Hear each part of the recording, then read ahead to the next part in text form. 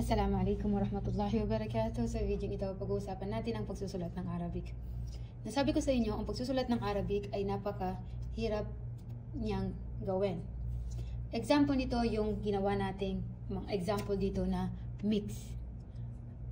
Halimbawa, itong si mix, hindi siya para siyang sa Ingles. Sa Ingles ay may mga silent or may mga words na hindi tugma yung pagkaka-pronounce doon sa spelling.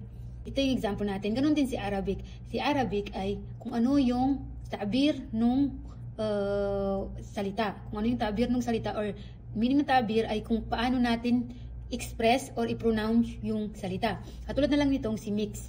So, paano natin siya binasa? So, binasa natin siya ng mix. So, ito ay para siyang, kung isulat natin sa Pilipino ay ganito, mix. Ganyan siya. So, ganun din yung magiging spelling yan. So, mim, and then, ya, kasi long vowel, and then, yung letrang K na nandito, and then, sin. Kaya nabuo natin yung salitang mix. So, ganyan yung spelling yan. Kapag isulat natin yan siya, so, spelling yan is mim, and then, ka, and then, yung letrang sin. Nakuha ba? So, ito, mim, and then, ka, and then, sin. Ito, mim, bakit hindi ko sinali siya dito? Kasi ito ay long vowel kasama ni mim. Sa kabilang dako naman, halimbawa magbibigay tayo ng isang example. Halimbawa,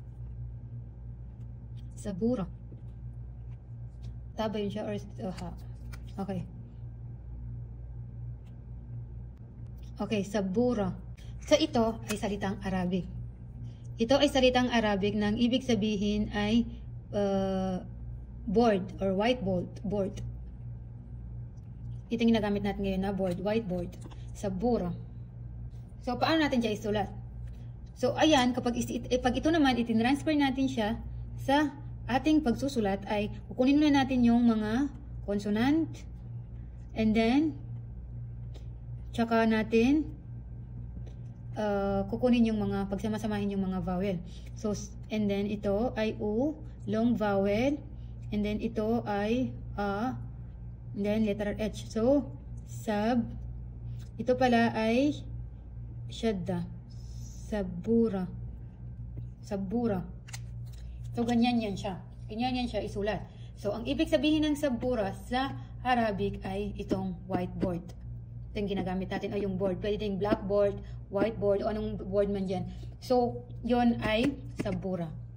So, kung gusto mo talaga matuto ng Arabic, kinakailangan mo i-identify kung paano binasa. Kung gusto mong matutong mag-spell, magsulat ng Arabic, kinakailangan mong identify kung paano mo binasa yung salita bago, halimbawa itong salita, bago mo siya i-transfer sa Arabic o bago mo siya isulat. Halimbawa yung salitang type. So, ito ay type. So, paano natin siya isulat in Arabic? Pag sinabi natin type, ay titingnan natin type. So, merong letrang T, merong letrang T. And then, ang ya, tay. So, may ya, tay.